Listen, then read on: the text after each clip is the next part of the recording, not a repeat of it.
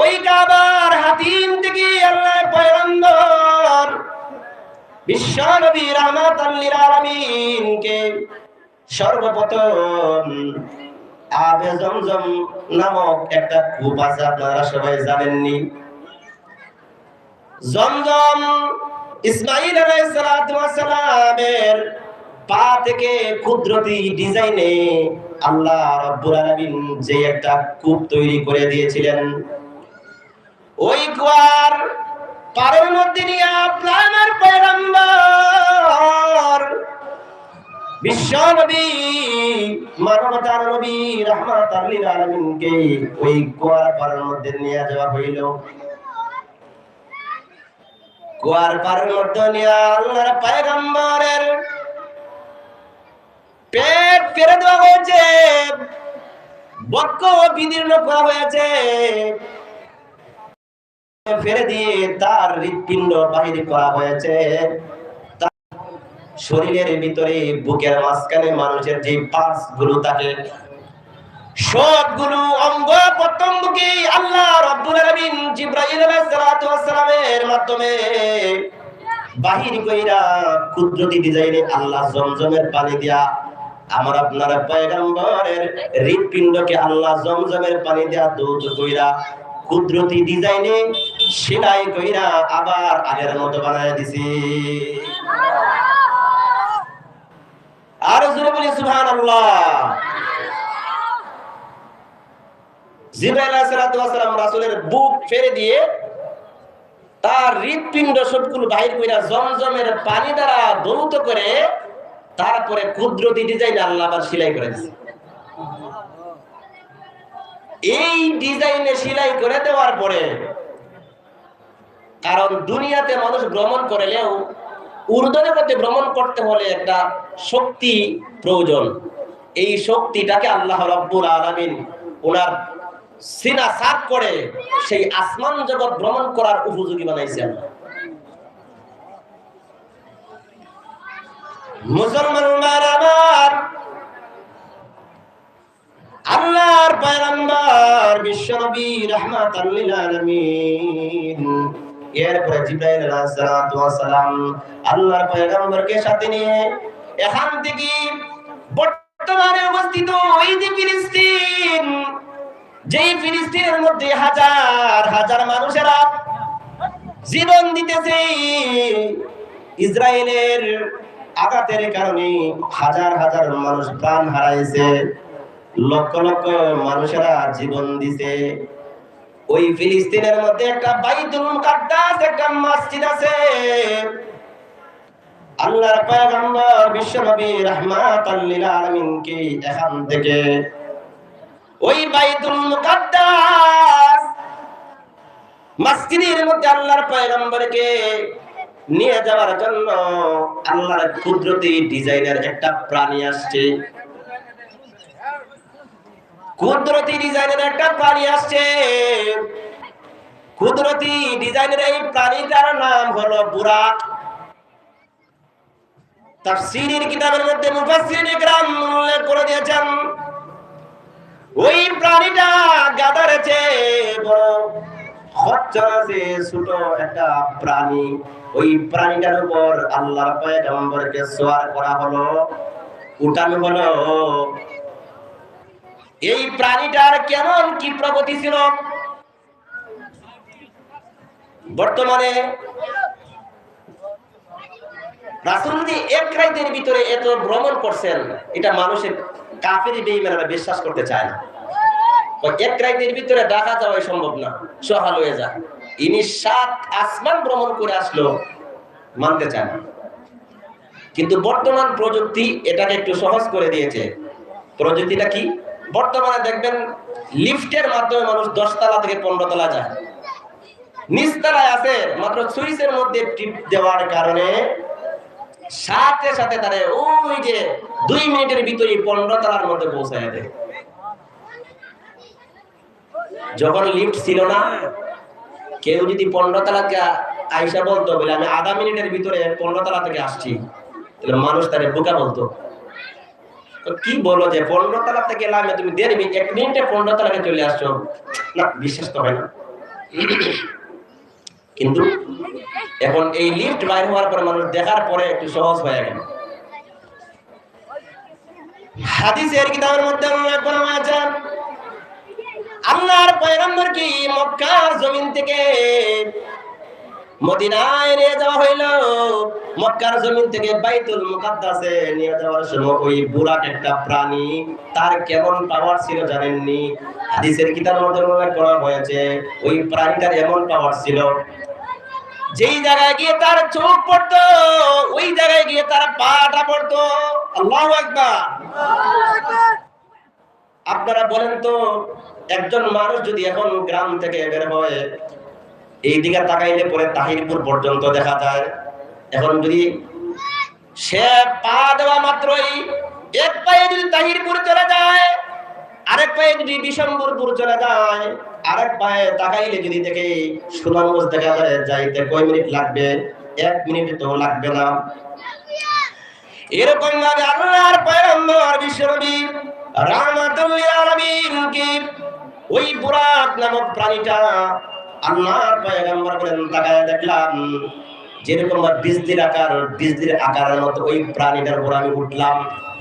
উঠা মাত্র তাকায় দেখলাম যেই জায়গায় তার চোখটা গিয়া পড়ছে ওই জায়গায় গিয়া তার পাটা পড়ছে।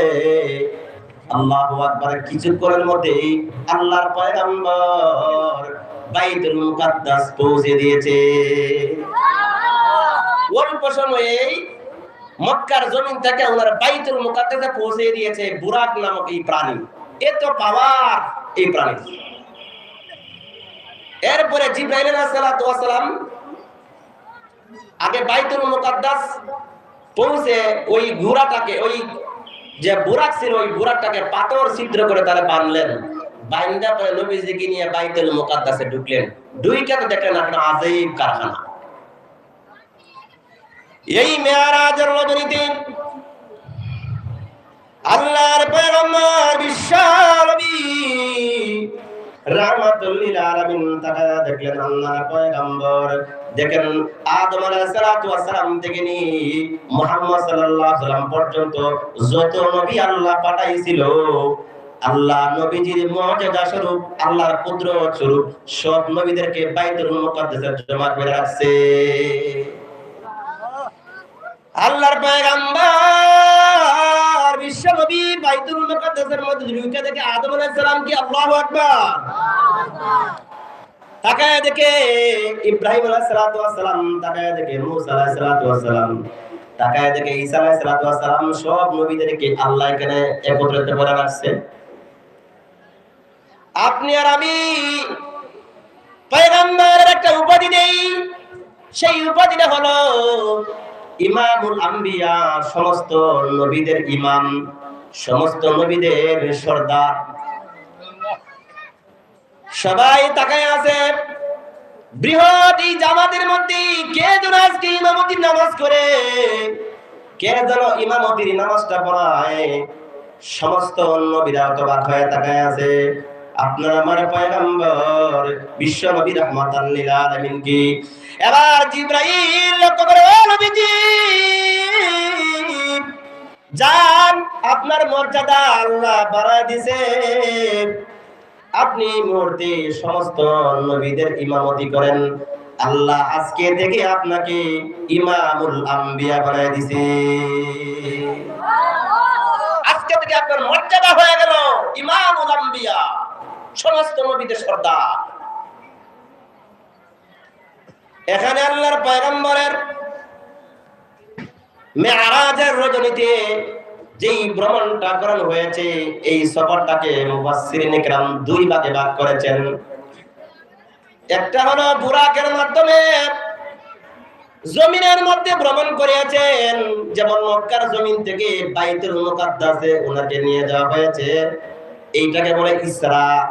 এরপরে বাইতুল মুকাদ্দাস থেকে প্রথম আসমান, দ্বিতীয় আসমান, তৃতীয় আসমান, চতুর্থ আসমান, যতগুলো আসমান আছে সবগুলো আসমানকে আল্লাহর পয়গম্বর ভ্রমণ করেছেন। এই জায়গাটা বলে মেরাজ। আল্লাহ উরুজ শব্দের অর্থ হলো ছড়া, আরোহণ করা। আমরা শহরের মধ্যে গেলে দেখি, বর্তমানে শহরের মধ্যে গেলে দেখা যায় যে চলন্ত আছে, সিঁড়ি আছে, চলন্ত সিঁড়ি। বর্তমানে আমরা ঢাকা সিলেট গেলে পরে দেখি একটা সিঁড়ি আছে, চলে। এই সিঁড়িতে উঠলে পরে আপনি যে নিচতলায় থাকেন, এই সিঁড়ি চলতেছে আপনার অটোমেটিক উপরে পৌঁছে দেয়। এইরকম একটা কুদরতি সিঁড়ি আল্লাহ আসমান থেকে ফিটিং কইরা বাইতুল মুকাদ্দাস পর্যন্ত পৌঁছায় দিয়েছে। আপনার আমার পয়গম্বর মানবতার নবী সরকারে দু আলম বিশ্বনবী রাহমাতাল লিল আলামিন কে নিয়ে জিবরাইল আলাইহিস সালাতু ওয়াস সালাম ওই কুদরতি সিঁড়ির মধ্যে পা দিলেন। অটোমেটিক বিজলির আকারের মতো আপনার আমার পয়গম্বরকে টান মেরে প্রথম আসমানে পৌঁছায় দিয়েছে। প্রথম আসমানে পৌঁছায় দিয়েছে জিবরাইল আলাইহিস সালাতু ওয়াস সালাম। ওই প্রথম আসমানে গিয়ে প্রত্যেকটা আসমানের মধ্যে দায়িত্বশীল ফেরেশতা আছে, প্রত্যেকটা আসমানের মধ্যে গেট আছে। ওই গেট ম্যানের কাছে গিয়া টক টক টক টক করে আওয়াজ দিলেন। ভাই ভিতরে থেকে ফেরেশতা কয় মান আনতা, আপনি কে? জিবরাইল কয় আনা জিবরাইল, আমি হলাম জিবরাইল। কয় তোমার সাথে কে আছে? কয় মানবতার নবী সরকার দু আলম রাহমাতাল লিল আলামিন আমার সাথে আছে।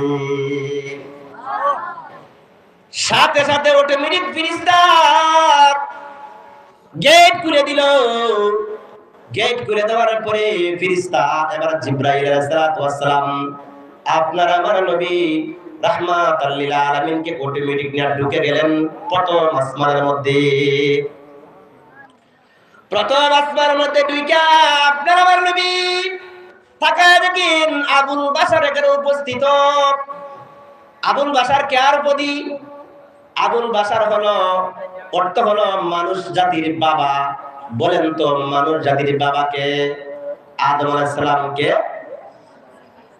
আদম আলাইহিস সালাম প্রথম আসমানের মধ্যে ঢুকে দেখলেন, দেখা হয়ে গেল আদম আলাইহিস সালামের সাথে।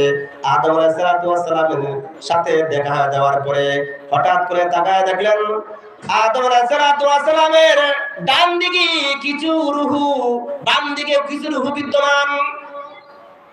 জিবরাইল আলাইহিস সালাম ডাক দিয়ে বললেন মুহাম্মদ সাল্লাল্লাহু আলাইহি ওয়াসাল্লাম তাকায় দেখলেন আল্লাহর পয়গম্বর ডান দিকে তাকাইলে পরে দেখা যায় হাসে, বাম দিকে তাকাইলে পরে মিটি মিটি করে চোখ থেকে পানি ছাড়ে।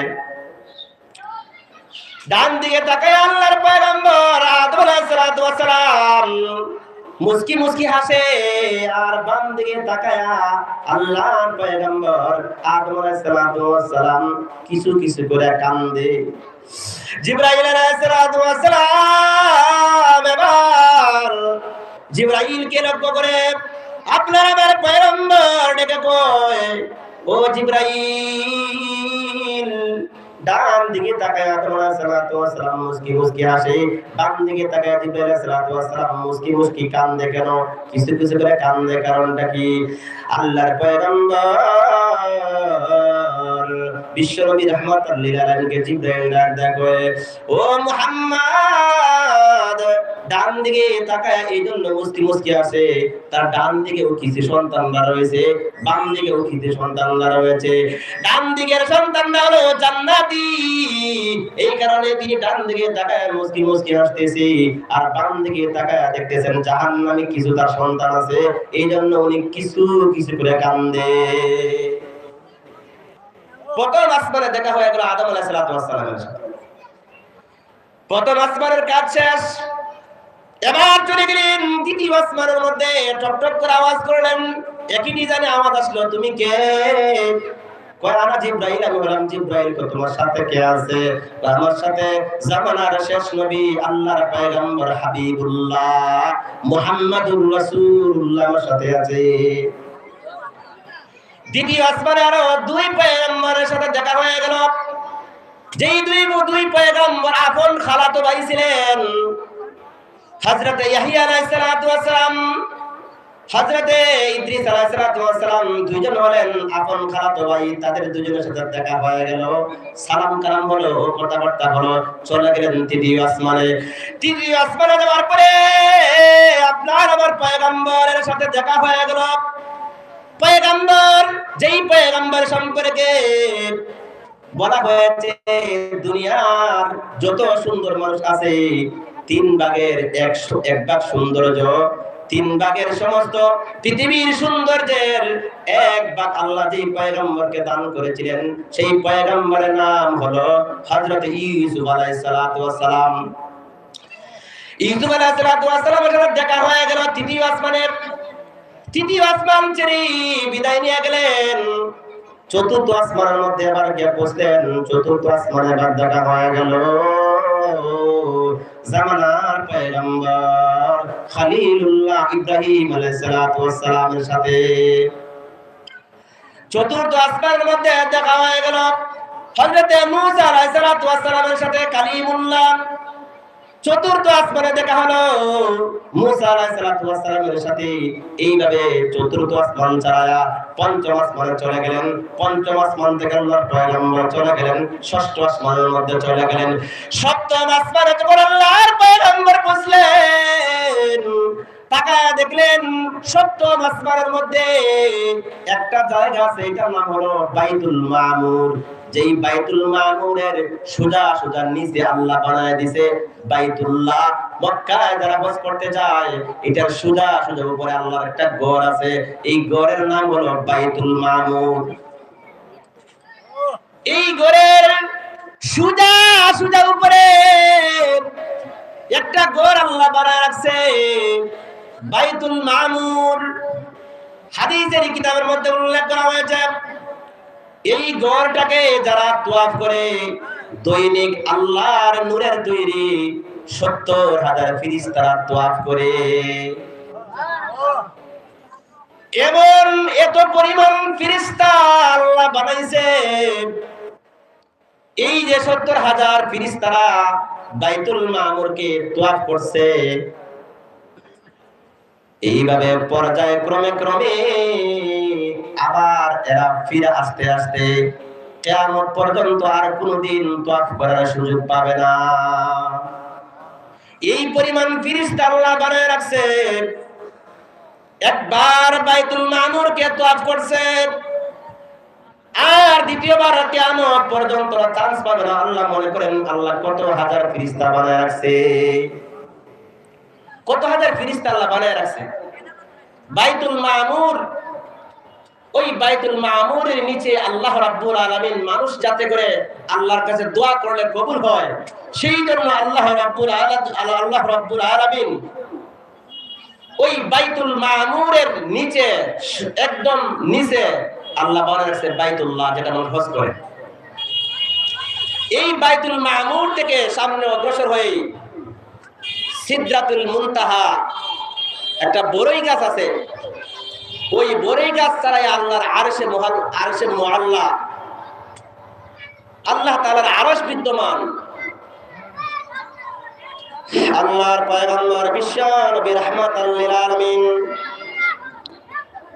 এবার যখন জিবরাইল আলাইহিস সালাতু ওয়াস সালামকে ডেকে বললেন, ও জিবরাইল তুমি আমার সাথে আসো, আমার সাথে তুমি আসো, আমি আরশে মুআল্লা আল্লাহর সাথে দেখা করতে চাই। জিবরাইল আলাইহিস সালাতু ওয়াস সালাম ডেকে কয়, ও জিবরাইল তুমি আমার সাথে আসো। জিবরাইল আজ্ঞা করে কয়, নবীজি এই পর্যন্ত আমার অনুমতি আছে, সামনে যাওয়ার আর অনুমতি নাই। আমি যদি এই মুহূর্তে এই জায়গা অতিক্রম করে আরশে মুআল্লার কাছে যাই, যদি আরশে মুআল্লার কাছে পৌঁছে যাই, ইয়া রাসূলুল্লাহ ইয়া হাবিবাল্লাহ, আমি জিবরাইলের শরীরের মধ্যে আল্লাহ রাব্বুল আলামিন শাস্ত্রটা আল্লাহ আমার শরীরের মধ্যে দিয়েছেন। যদি আমি সামনে অগ্রসর হই, আল্লাহর নূরের তাজাল্লিতে আমি ফেরেশতার এই পাখনা ধরে সরকার হয়ে যাবে। আমি যদি সামনে যাই তাহলে আমার আর শক্তি নাই, এখন পর্যন্ত আমার শেষ। এবার জিবরাইল আলাইহিস সালাতু ওয়াস সালাম চলে আসলেন, মুহাম্মদ সাল্লাল্লাহু আলাইহি সাল্লাম চলে গেলেন আল্লাহর আরশে মুআল্লার কাছে। তাফসীরের কিতাবের মধ্যে যে সমস্ত সাহাবায়ে কেরাম তাফসীর করেছেন, কোরআনের তাফসীর করেছেন, সবচেয়ে বড় গ্রহণযোগ্য যেই সাহাবীর তাফসীর সেই সাহাবীর নাম হলো রাইসুল মুফাসসিরিন আব্দুল্লাহ ইবনে আব্বাস রাদিয়াল্লাহু আনহু। আব্দুল্লাহ ইবনে আব্বাস রাদিয়াল্লাহু আনহু বলেন, আল্লাহ রাব্বুল আলামিন রাসূল করিম সাল্লাল্লাহু আলাইহি ওয়াসাল্লামের সাথে বিনা পর্দায় সরাসরি কথা বলেছেন। কোন রকমের পর্দা ছাড়া আল্লাহ এবং মুহাম্মদ সাল্লাল্লাহু আলাইহি ওয়াসাল্লাম একসাথে একত্রিত হয়ে কথা বলেছেন, এই রাইসুল মুফাসসিরিন বলেন। তারপরে জিবরাইল আলাইহিস সালাতু ওয়াস সালাম আল্লাহর কাছ থেকে যখন আল্লাহর পয়গম্বর বিদায় নিয়ে চলে আসবেন, আল্লাহর পয়গম্বর মিরাজে গিয়ে উম্মতকে বলে নাই, আল্লাহকে বলেন, ইয়া আল্লাহ আমি নবীজিকে দাওয়াত করে আপনি নিয়ে আসছেন এই জায়গায়, এজন্য আমি আপনার সাথে কথা বলতে পারছি, কিন্তু আমার উম্মতরা তো আপনার সাথে কথা বলতে পারবে না, আমার উম্মতের জন্য একটা ব্যবস্থা করে দিন। আল্লাহ রাব্বুল আলামিন খুশি হইয়া 50 ওয়াক্ত নামাজ আল্লাহ ফরজ করে দিয়েছেন। আল্লাহর পয়গম্বর বিশ্বনবী রাহমাতুল লিল আলামিন 50 ওয়াক্ত নামাজ নিয়ে খুশি মতে চলে আসতেছেন, কিন্তু পথের মধ্যে দেখা হয়ে গেল আল্লাহর পয়গম্বর একজন আল্লাহর পয়গম্বর মুসা আলাইহিস সালাতু ওয়াস সালামের সাথে দেখা হয়ে গেল। মুসা আলাইহিস সালাতু ওয়াস সালাম বললেন, আপনার উম্মতের জন্য 50 ওয়াক্ত নামাজ দিয়েছেন, আমার উম্মত মাত্র 3 ওয়াক্ত নামাজ আদায় করতে পারে নাই। না পয়গম্বর, আপনি কি আল্লাহর কাছে সুপারিশ করে ক্ষমা নিয়ে আসেন। এইভাবে আল্লাহর পয়গম্বর যাইতে যাইতে 9 বার পর্যন্ত গিয়েছেন। 5 নং 45 ওয়াক্ত নামাজ বাদ দিয়া যখন আসলেন, এবার মুসা আলাইহিস সালাতু ওয়াস সালাম আবার ডাক দিয়ে বললেন, ইয়া আল্লাহ, ইয়া রাসূলুল্লাহ, ইয়া হাবিবাল্লাহ, আপনার উম্মতরা এখনো পারবে না, আপনি আল্লাহর কাছ থেকে 5 ওয়াক্ত থেকে আরো কমা নিয়ে আসেন। আল্লাহর নবী বললেন, না না না, এখন আমার শরম করতেছে, লজ্জা করতেছে, কত কয়েকবার পর্যন্ত আমি গিয়েছি, এখন যদি আমি আল্লাহর কাছে যাই, আল্লাহ যদি 5 ওয়াক্ত মাফ করে দেয়, তাহলে তো আমার উম্মতরা আল্লাহর সাথে কথা বলতে পারবে না। আল্লাহর পয়গম্বর বিশ্বনবী রাহমাতুল লিল আলামিনকে আল্লাহ বললেন, ও বন্ধু, আমি 5 ওয়াক্ত নামাজ যদিও আমি তোমার উম্মতের জন্য রাখছি, কিন্তু যে ব্যক্তি খুশু এবং খুদুর সাথে সঠিকভাবে এই 5 ওয়াক্ত নামাজ আদায় করবে, আমি আল্লাহ ওয়াদা করলাম ওই ব্যক্তির আমল নামায় 50 ওয়াক্ত নামাজের সওয়াব দান করব। 50 ওয়াক্ত নামাজের সওয়াব দান করব। আল্লাহ খুশি হইয়া বন্ধুকে উপহার দিলেন এই নামাজ, 5 ওয়াক্ত নামাজ নিয়ে আসলেন। এই নামাজ এখন আমরা যে অবহেলা করি, রাসূল করিম সাল্লাল্লাহু আলাইহি ওয়াসাল্লাম আমাদের জন্য রাসূল করিম সাল্লাল্লাহু আলাইহি ওয়াসাল্লাম নিয়ে আসছেন, যাতে করে আমরা নামাজগুলো সঠিকভাবে আদায় করি। এরপরে রাসূল আকরাম সাল্লাল্লাহু আলাইহি ওয়াসাল্লাম যখন সেখান থেকে চলে আসলেন, বিদায় নিয়ে জিবরাইল আলাইহিস সালাম আবার পৌঁছে দিলেন মক্কায়। আসতে সময় অনেক মানুষের দেখা হয়েছে, রাস্তার মধ্যে অনেকের সাথে সাক্ষাৎ হয়েছে, তাদের রূপ হারিয়ে গেছে।